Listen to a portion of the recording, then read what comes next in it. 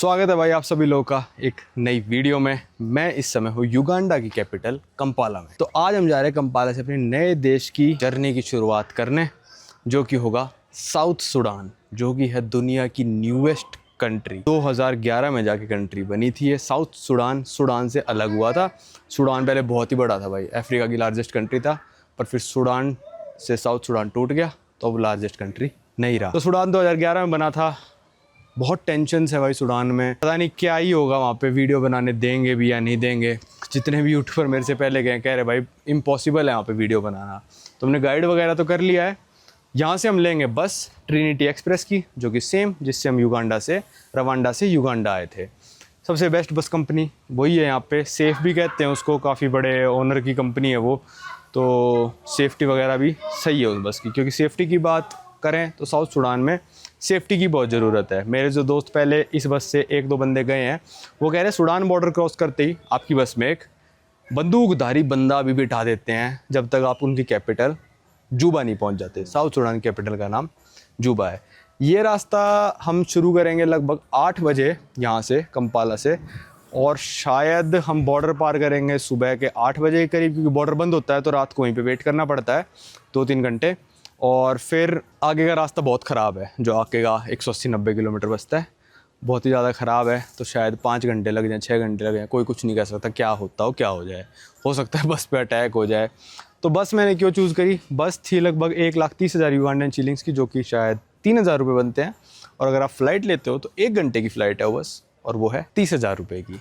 1 घंटे की फ़्लाइट, मान लो आप दिल्ली से बॉम्बे जा रहे हो, दिल्ली से बॉम्बे भी नहीं यार, दिल्ली से आप ये मान लो अहमदाबाद जा रहे हो, जो 1 घंटे का फ्लाइंग टाइम होगा, वो 30,000 की फ़्लाइट। तो मेरे को लगा कि भाई बस लेनी चाहिए, फ़्लाइट नहीं लेनी चाहिए। अभी बज रहे शाम के 6, मैं था अपने हॉस्टल में, चार्जिंग वगैरह करते हैं फ़ोन, अपने वीज़ा वगैरह रेडी करते हैं और फिर निकलेंगे। ये है युगांडा और उसके आसपास के नेबर्स का मैप, ठीक है। ये कंपाला सिटी है, इसका जो एयरपोर्ट है वो एंटेबे सिटी में, ठीक है। ये लेक विक्टोरिया, आगे इस तरफ कीनिया, रवांडा, तंजानिया, कोंगो। हमको जाना है सूडान। वैसे तो साउथ सूडान देखना चाहिए कायदे से, क्योंकि साउथ सूडान एक इंडिपेंडेंट नेशन और सूडान एक इंडिपेंडेंट नेशन है। तो हम चलेंगे भाई कंपाला से रोड ट्रिप ऐसे टक टक टक टक टक टक, एक गुलू करके टाउन आएगा, गुलू करके फिर हम पहुंचेंगे निमूले पे हमको बॉर्डर क्रॉस करना है, और फिर आगे साउथ सूडान हम जाएंगे। ये नाइल रिवर जाने लग रही है, तो ऐसे हम आज जाएंगे। इतना काफ़ी दूर है यहाँ से लेकर कंपाला से निमूले तक का डिस्टेंस है लगभग 450 किलोमीटर। बिल्कुल साउथ ऑफ युगांडा से नॉर्थ पहुँच जाएंगे। चलो भाई, एक और कमर तोड़ बस जर्नी की शुरुआत करते हैं साउथ सूडान के लिए। हॉस्टल काफ़ी सही था, मैं रिकमेंड कर सकता हूँ, पर आपको हर बार सिटी जाने के लिए बाइक टैक्सी लेनी पड़ेगी, जो कि आधा $1 $1 की है, वरना हॉस्टल का माहौल एक नंबर है भाई। यहाँ पे ना गेट बंद करके रखते हैं लोग, अभी तो ताला खुला था, किस्मत की बात है। ये आ गया भाई अपना बाइक वाला।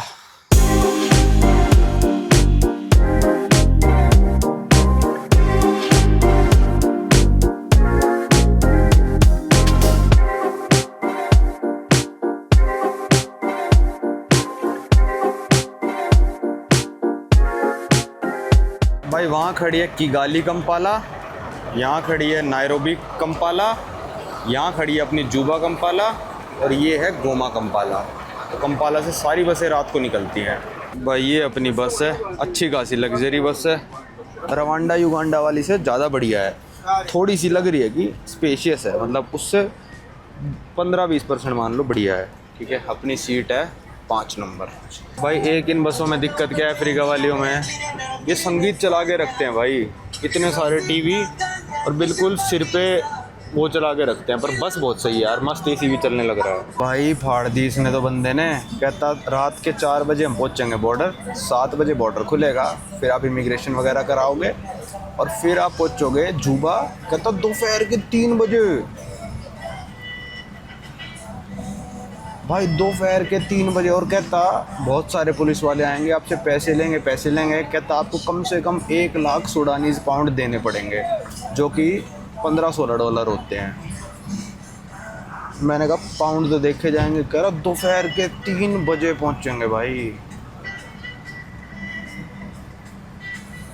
क्या मेरे को फ़्लाइट ले लेनी चाहिए थी $300 की?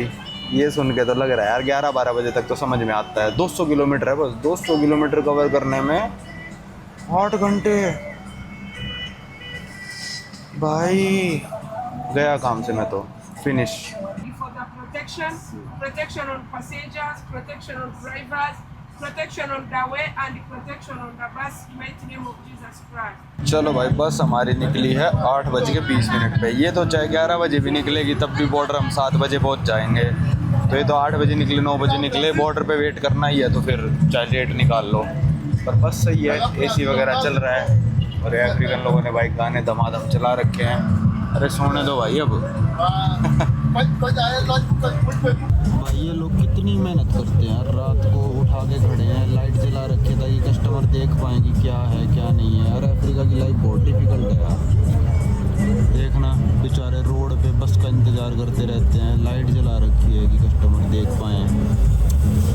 दया सी आ जाती है बेचारों पे ना, खड़े रहेंगे लेके जब तक बस जाएगी नहीं, कोई तो ले ले कोई तो ले ले।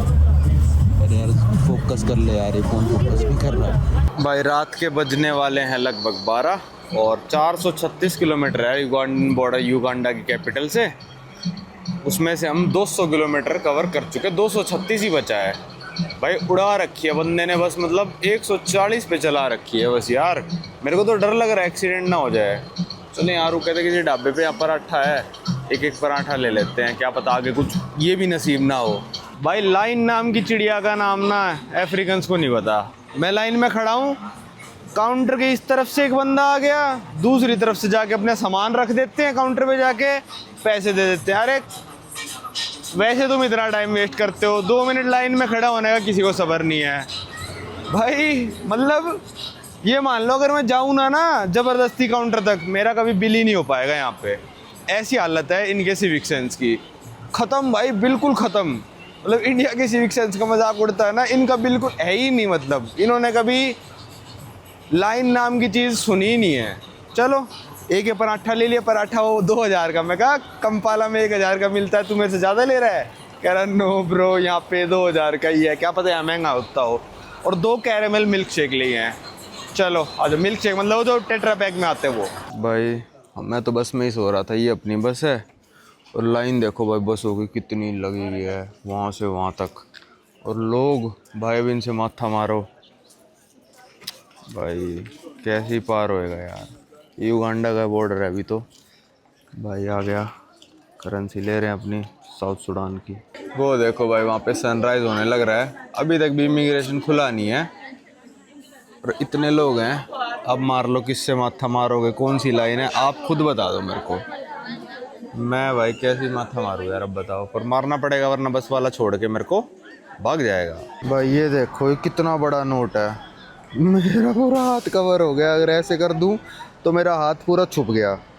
देखो इतना बड़ा नोट है ये, और इनका सबसे बड़ा नोट यही है। और पूरी की पूरी गड्डी है मेरे पास भाई अब। और पता है कितने हैं ये? मुश्किल से $15 भी नहीं है भाई, 14 या $13 कुछ है। अब मेरे को रिश्वत देनी है, मैं कैसे दूं?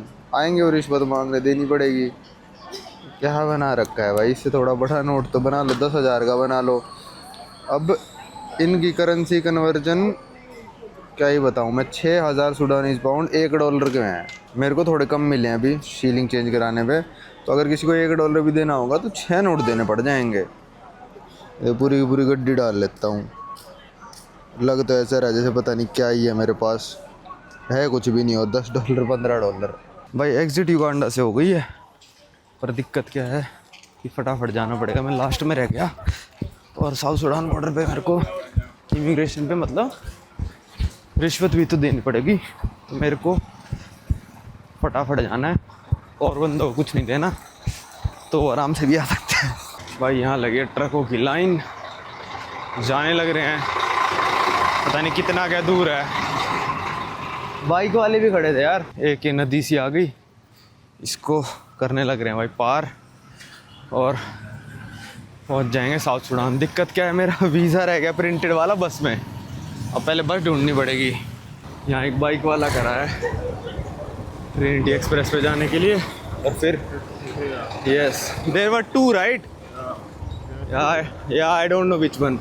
वीज़ा अपना ले लिया, चलते हैं अब इमिग्रेशन पे वापस। Immigration, south Sudan immigration. या ये भी मेरा बस वाला आया है और ये बार्गेन कर रहा है, मतलब बार्गेन नहीं, फ़ोटो कॉपी कराने आया है अभी तो।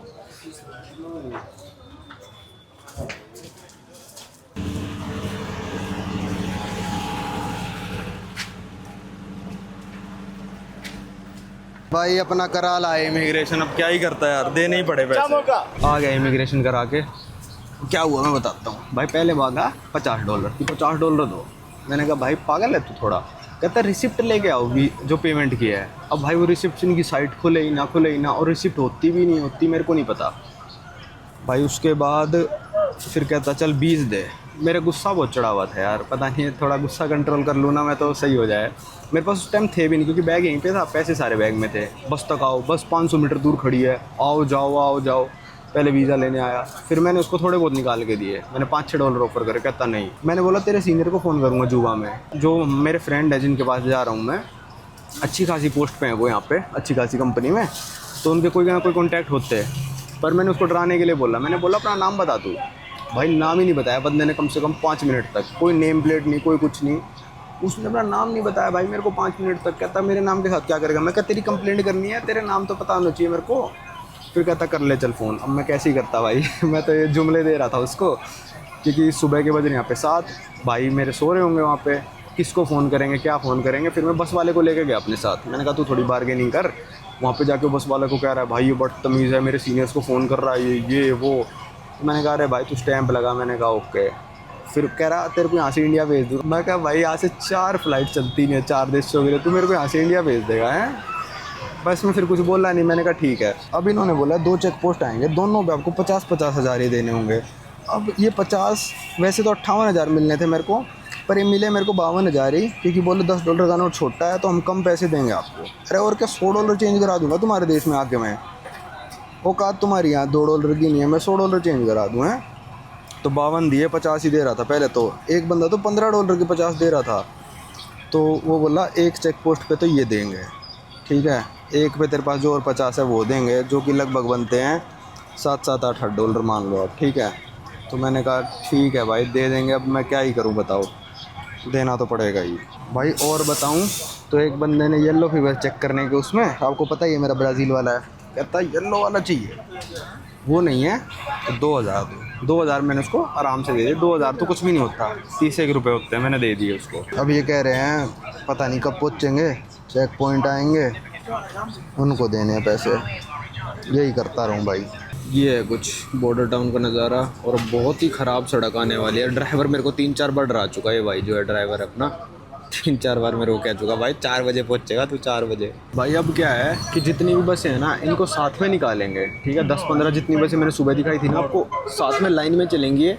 आगे पूरा मिलिट्री का काफिला चलेगा, जैसे कैमरून और चैड के बॉर्डर फंस गए थे ना, क्योंकि हमला ना कर दे कोई, क्योंकि यहाँ से जो रोड है वो बहुत ज़्यादा डेंजरस है। झाड़ियों में छुपे रहते हैं आतंकवादी और वो हमला कर देते हैं। आतंकवादी कह लो, रेबल्स कह लो, कुछ भी कह लो। तो मिलिट्री का काफिला चलेगा आगे पीछे पूरे काफिले के, और एक एक बंदा बंदूकधारी हमारी बसों में बैठेगा, एक एक बंदा हर बस में। तो इसलिए थोड़ा फेयर भी एक्सपेंसिव है इस रूट का, पर एक्सपेंसिव क्या है, बीट तो इन्होंने ले लिया, आगे भी लेंगे 10-10। जितने का बस का फेयर नहीं है ना उतनी तो मैं रिश्वत खिला चुका हूँ इस ट्रिप के आखिरी तक। $30 बस का फेयर था, 20 यहाँ दे आया, 10 अगले चेक पोस्ट पे देने, कहते 10 अगले पे देने हैं, तो 40 तो रिश्वत खिला दी। 30 + 40 कर लो कितने हो गए, तो 70 की पड़ेगी भाई। जितने की बस नहीं है उतना रिश्वत खिला चुका। और यहाँ पे भाई लीस्ट कैमरा फ्रेंडली कंट्री है, तो जितना दिखा पाऊँ उसी को बहुत मानो। एक बंदा तो आगे जीप में, जीप निकल गई ना बहुत दूर चली गई, तब मैंने रिकॉर्डिंग स्टार्ट करी। एक बंदा तो रॉकेट लॉन्चर लेके चल रहा था भाई। रॉकेट लॉन्चर का जो होता है ना आगे का पार्ट, वो अपने कंधे से रख के जाने लग रहा था। मैं कहा भाई आ गए भाई, सारे आ गए। हमारी बस का भी गार्ड आ चुका और चला ले भाई। अब इसको यहाँ का टाइम युगांडा से 1 घंटे पीछे है, तो मतलब युगांडा में 9 बज चुके हैं और यहाँ पे 8 बजे हैं। और लगभग आप ये मान लो कि हमको 13 घंटे हो चुके, क्योंकि युगांडा टाइम हम 8 बजे चले थे, तो सुबह के 9 मतलब 13 घंटे हमको हो चुके, चले गए 13 घंटे हो चुके हैं। सोचो और कितना टाइम लगेगा। बंदा आ चुका है भाई हमारी बस में, जो बैठ के चलेगा हमारे साथ। इतनी सारी मैगजीन है भाई बंदे के हाथ में, देखो भाई निकल चुके हैं यहाँ से, और ऐसा है कि पहला चेक पोस्ट जब आएगा ना और दूसरा भी आएगा, साउथ सूडान के अलावा जो भी बंदा है उसको सबको 50-50 हज़ार साउथ सूडान पाउंड देने हैं, सिर्फ मेरे को नहीं देने। मेरे को लगा भाई सिर्फ गोरे बंदों से लेते होंगे, मेरे साइड में जो बंदा बैठा है युगांडा से है, कहता सिर्फ तू नहीं देगा भाई, जितने भी साउथ सूडान के बंदे नहीं हैं वो सारे के सारे देंगे 50-50। और कहता रेट चेंज होता रहता है, कभी 30 मांगेंगे, कभी 40, कभी 50, कभी 1 लाख, कुछ भी मांग सकते हैं। और बोला कि अभी तुम बड़ी बस में जा रहे तो शुक्रगुजार रहो इस चीज़ का, अगर आप छोटी वैन में जा रहे हो या पर्सनल कार में जा रहे हो, कहता हर 5-10 किलोमीटर पे रोकते हैं और पैसे लेते हैं, हर 5-10 किलोमीटर पे रोक के। कह रहा अभी बड़ी बस है, इनकी सेटिंग है पुलिस वालों के साथ, तो कह रहा सिर्फ 2 चेक पोस्ट आएंगे, एक अभी और एक जुबा घुसने से पहले, और 50-50 हज़ार देने हैं, और तभी हमको सिक्योरिटी देने लग रहे हैं ये लोग। तो जो भी है बताओ यार, हैरान हूँ, अगर कोई युगांडा से आ रहा है, कोई कीनिया से आ रहा है, अफ्रीकन बंदों को भी 50-50 हज़ार साउथ सूडान पाउंड इनको रिश्वत देनी होगी। कह रहा वो रिसिप्ट नहीं देते। मैं कहा वो पागल, रिसिप्ट थोड़ी देंगे, वो रिश्वत है, रिसिप्ट थोड़ी देंगे। तो मतलब 17 से 18 डॉलर ये लोग भी रिश्वत में देने वाले हैं। कुछ भाई ऐसा नज़ारा चल रहा है, शीशा में खोल नहीं सकता क्योंकि सारी बस मेरे को देखेगी, AC चलने लग रहा है, रोक देंगे वीडियो बनाने से। तो इधर जंगल से चल रहे हैं। ये देखो भाई गाय के साथ लोग, ट्राइबल है भाई। अभी जो रोड चल रही है, मेरे साथ वाला बोल रहा है कि अभी तो ये सही रोड चल रही है, मतलब इसमें खड्डे आ जाते हैं, वैसे रोड में सही बताऊँ तो सही है, अभी इतने खड्डे वड्डे नहीं आ रहे, ऐसे थोड़े बहुत खड्डे आ रहे हैं। पर कह रहा वो भाई ये झोपड़ियाँ देखो कैसी है, कह रहा अभी तू वेट कर, असली रोड तूने अभी देखी कहाँ है, देखो झोपड़ियाँ। यार फोकस ही नहीं ले रहा कैमरा। देखते हैं गंदी वाली रोड कैसे आती है, अभी तो सही चल रही है भाई। ये देखो कैसी रोड है, आगे वाली बस भी नहीं दिख रही।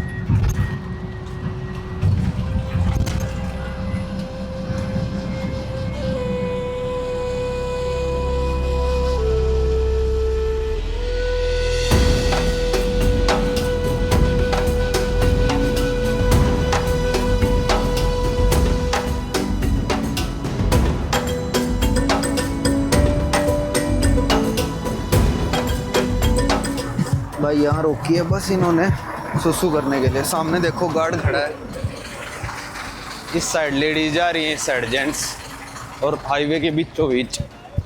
भाई हमको चले हुए हो गए लगभग 2.5 घंटे, 10:24 हो रहे हैं, और हमने कवर करे हैं लगभग 75 किलोमीटर, और अभी 100 किलोमीटर और बचा है जाना, जो इनका बस टर्मिनल है। जुबा सिटी तो 120 किलोमीटर के करीब है, इनका बस टर्मिनल पहले ही है, जुबा से 20 किलोमीटर पहले है।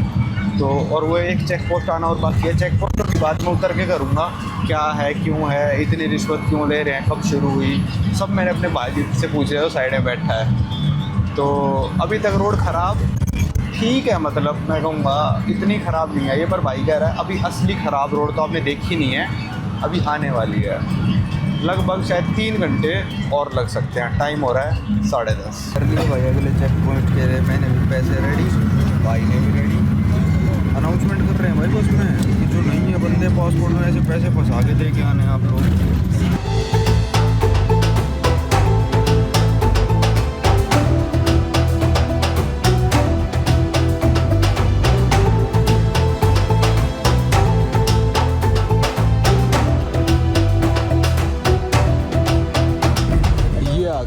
नाइल नदी जो कि युगांडा से चलती है, फिर साउथ सूडान और इजिप्ट पहुंचती है।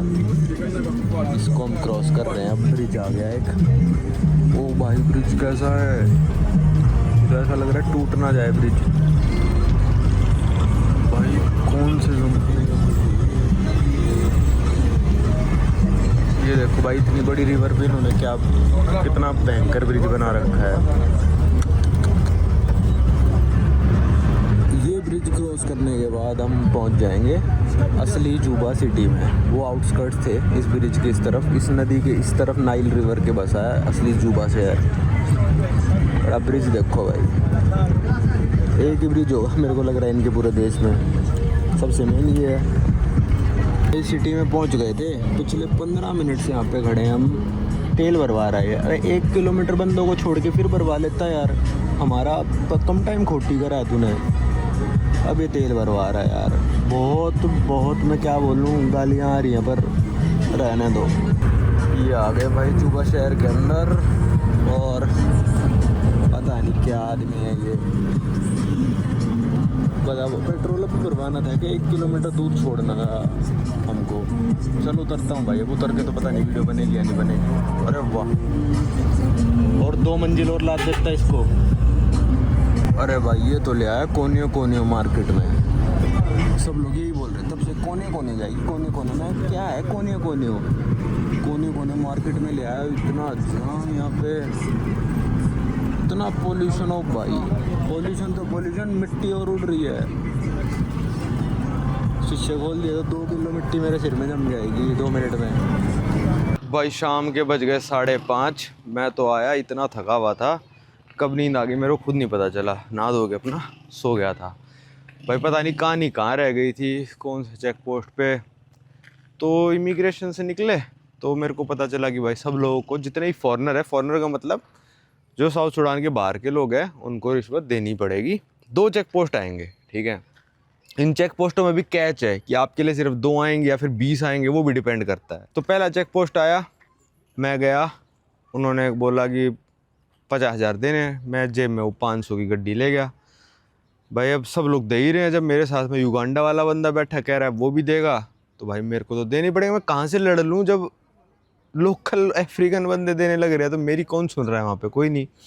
तो मैं गया रूम में, मैंने दे दिए पैसे। तो फिर बाहर से एक दूसरे बंदे को बुलाया उसने, 2 बंदे बैठे थे अंदर, तो तीसरा आया, 3 सितारे लगे थे उसके, कहता 1 लाख थे। तो मैंने कहा भाई ऐसे तो मैं 1 लाख रख दूंगा टेबल पे, तुम 2 मांगोगे, 2 रख दूंगा, 4 मांगोगे।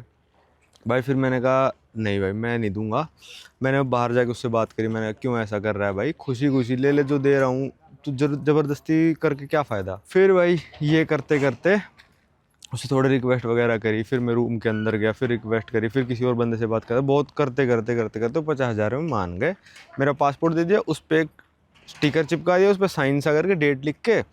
और जैसे ही मैं बस में घुसा, एक औरत ने मेरे को रोक लिया साइड में, और फिर वो पासपोर्ट पे स्टिकर उतार लिया, और फिर मेरे को अंदर जाने दे। मतलब एक तरह से वो ये है कि ये बंदा पैसे दे आया। फिर भाई जुबा घुसने से मान लो 15 किलोमीटर पहले एक पोस्ट आती है, वहाँ पे वो बोले कि इस पोस्ट पे तो सबको देने ही पड़ेंगे। एक लोकल बंदा बस में चढ़ गया था, और वो लोकल बंदा जब बस में चढ़ा, उसने अनाउंसमेंट करी जितने भी फॉरेनर्स हैं who are not South Sudan people, उनको पेमेंट करनी पड़ेगी, ठीक है। पेमेंट उसने बस में अनाउंस कर दी कि 40,000 साउथ सुडानीज पाउंड देने पड़ेंगे। तो भाई गड्डी जो बना रखी थी मैंने, उसमें से 40,000 निकाल लिए, और बंदा सबके पासपोर्ट, जो भी बाहर के बंदे हैं, सिर्फ साउथ सुडान वालों को कोई दिक्कत नहीं करी, बाहर के बंदे जो भी है उनके पास, उससे पासपोर्ट और पैसे लेके नीचे उतर के दे आया। फिर उनका बॉस आया, एक बस में चढ़ा, उसने सबको चेक करा क्या नेशनैलिटी है, क्या नहीं है। अगर उस पर किसी भी शक हुआ कि भाई इसकी नेशनैलिटी अलग है, जैसे मेरे से पूछा तेरा पासपोर्ट कहाँ है, मैंने कहा उसको दे चुका मैं। मेरे साथ वाले से पूछा तेरा कहाँ पे है, वो बोला मैं भी दे चुका। तो 5 या 6 बंदे थे जो साउथ सुडान से बाहर के बंदे थे, और सारे साउथ सुडानीज बंदे थे। तो हम सब ने 40 हज़ार वहाँ पे रिश्वत दी। खुलेआम रिश्वत चल रही है भाई, कोई किसी को खौफ नहीं है, कुछ नहीं है। और अगर आप जाते हो बस में था ये तो ठीक है, बड़ी वाली बस में, अगर आप छोटी मिनी वैन टाइप में आते हो, उस मिनी वैन को हर 5 से 10 किलोमीटर पे एक चेक पोस्ट बना रखा था, उस मिनी वैन को हर चेक पोस्ट पे रोकेंगे, और हर चेक पोस्ट पे आपको रिश्वत देनी पड़ेगी। हालांकि 40-50 हज़ार नहीं देनी पड़ेगी, 2,000, 3,000, 4,000। तो ऐसे चेक पोस्ट ये मान लो कम से कम सुडान तक, जुबा तक के रास्ते में 200 किलोमीटर में 20 से 25 चेक पोस्ट ऐसे आ जाएंगे। 5 किलोमीटर में, 10 किलोमीटर पे कोई भी बंदा पुलिस वाला अपना चेक पोस्ट बना के खड़ा है, और उसको आपको पैसे देने पड़ेंगे। अगर आप छोटी वैन में जाते हो, सोचो छोटी वैन वाले कितने परेशान हो रखे होंगे, लोकल से भी ले लेते होंगे भाई ये। चलो इसके बारे में थोड़ा और बाद में बताते हैं, अभी चलते हैं बाहर, अंधेरा होने वाला है। चलो भाई निकल चुके हैं, 5:40-45 हो गए। दोपहर में तो भाई बहुत गर्मी थी, मतलब ये मान लो 40-42 डिग्री हो गया था, एसी गाड़ी का भी काम करना छोड़ गया था, तो इतनी गर्मी हो गई थी। अभी बारिश होने लग गई, तो भैया ने बोला आगे बैठ जाओ। वैसे तो यहाँ पे रिकॉर्डिंग वगैरह की बहुत दिक्कत है, पर बारिश हो रही है तो लोग अपने अंदर घुस गए होंगे, तो थोड़ी बहुत कर लेना। वैसे बहुत दिक्कत है, वैसे मैं आपको बता देता हूँ अभी। भाई दिक्कत यहाँ पे बहुत ज़्यादा है, मतलब कैमरा उठाते ही किसी ने देख लिया ना, सीधा आप थाने में मिलोगे।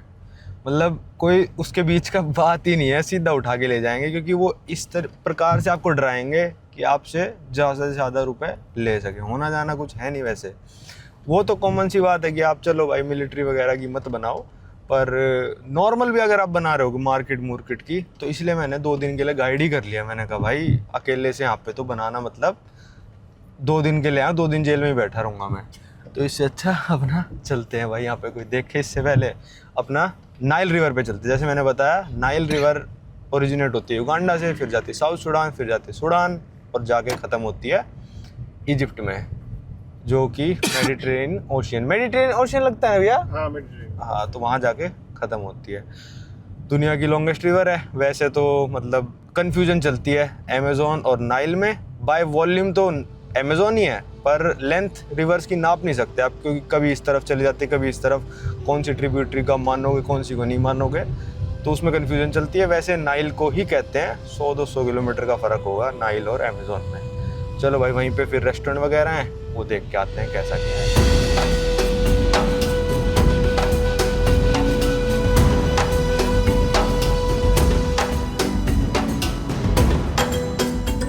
भाई पीछे इनके प्रेसिडेंट, वाइस प्रेसिडेंट, इन सब के घर थे, तो वहाँ तो मैंने वीडियो बनाई नहीं, क्योंकि हमारे साथ वाला भाई पुलिस में है, तो इतना तो नहीं करना चाहिए। ये नॉर्मल बंदों का एरिया है, तो मैं थोड़ा दिखा देता हूँ। वैसे बादल पूरे छा चुके हैं, बारिश बहुत तेज़ होती है यहाँ पे, कभी भी हो सकती है, कभी भी नहीं हो सकती। भाई ये देखो, ये आ गए थे नाइल रिवर पे, और बता रहे हैं यहाँ पे ये बोट वगैरह भी चलती है। ये वो था वो ब्रिज जो कल हम ना पार करके आए थे। कल कह रहा हूँ भाई, दिमाग चल गया मेरा, आज दोपहर को ही। और भाई ये है वाइट नाइल, देखो रॉक, कैसा ख़तरनाक वेदर लग रहा है ना, बहुत तेज़ हवा चल रही है। और अब भाई हमने युगांडा में देख ली नाइल रिवर, आपको नहीं दिखा पाया मैं। जिंजा सिटी जब हमने पार करी थी, जब मूसा हसाया से मिलने गए थे, तब देखी थी, वहाँ पे ब्रिज था जो हमने पार करा था। एक ये हो गया, साउथ सूडान में देख लिया, अब सूडान बचा। इजिप्ट में तो नाइल रिवर का टूर वगैरह लिया था, तो बोट वगैरह से आप टूर भी ले सकते हो। इस रो में सारे वो रेस्टोरेंट्स बना रखे हैं रिवर के चारों तरफ, जहाँ पे सारे यूएन के मेंबर्स, या फिर जो एम्बेसी में काम कर रहे एक्सपर्ट्स लोग, या फिर जिनका बिजनेस है बड़े बड़े, वो आते हैं इन रेस्टोरेंटों पे, जो कि नॉर्मल बंदे तो अफोर्ड कर ही नहीं सकते ना ये सब यहाँ पे। भाई मैंने सही कहा था, इस पेड़ पे से आम गिरा था, मैंने ऐसे अंदाजे में बोला था, मैंने तो आम गिरा है क्या, या सारे ही आम गिरे हैं। इनका ये रिश्वत लेना थोड़ा जायज़ है। क्यों? क्योंकि यार इनको ना ऐसा बताते हैं कि किसी को तनख्वाह 1 साल से नहीं मिली, किसी को सैलरी 2 साल से नहीं मिली, और सैलरी भी अगर किसी की है तो किसी की $30। बता रहा था मेरा साइड में जो युगांडन बंदा बैठा था ना, कि पुलिस वाला जो है, इसकी सैलरी 35,000 सूडानीज़ पाउंड है, जो आज की तारीख में कितना हुआ, $6।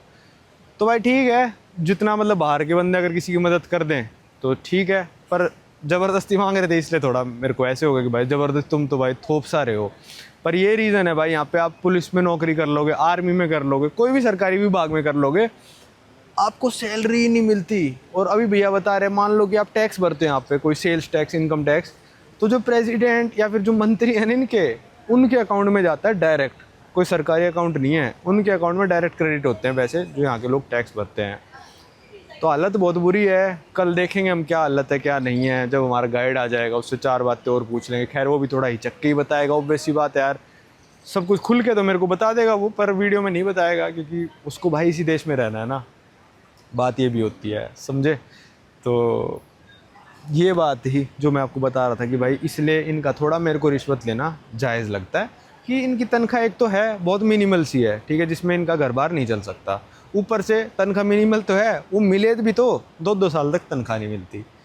चलो अंधेरा सा हो गया अब तो, और अब चलते हैं खाना खाने। इंडियन रेस्टोरेंट 3-4 हैं यहाँ पे, चलते हैं, ये बोट का टूर लेते हैं। आज तो बिल्कुल ही कोई रौनक नहीं है, संडे को आए थे भैया बता रहे हैं, तो यहाँ पे पूरे इनके अमीर बंदे, यूएन के बंदे, वो सारे करके लाइव बैंड वगैरह चलता है। डा विंची करके रेस्टोरेंट है, आप आओ, सूडान गलती से पहुंच जाओ साउथ सूडान तो यहाँ आ सकते हो। चलो भाई खाना वगैरह खा के वापस आ गए थे अपने घर पे, और यहाँ पे जो रेस्टोरेंट हम गए थे वो था पैनारोमा प्लाजा, वो भी भाई पूरा इंडियन का रेस्टोरेंट है, जो सबसे रिचेस्ट इंडियन है उनका रेस्टोरेंट है वो। तो खाना वाना खा लिया था। कल हम जाएंगे भाई यहाँ पे जो लंबे लंबे लोग हैं उनसे मिलने, तो देखते हैं मुलाकात हो पाती है फिर नहीं, और फिर उसके बाद हम जाएंगे मुंदारी काउ ट्राइब के पास। एक रात उनके पास ही रुकेंगे, देखते हैं कैसा क्या दिन रहेगा भाई। सब कुछ अनएक्सपेक्टेड है यहाँ पे, आप कुछ एक्सपेक्ट नहीं कर सकते क्या होएगा आपके साथ। तो इस वीडियो को रखते हैं यहीं तक, अब आपको मिलेंगे अगली वीडियो में।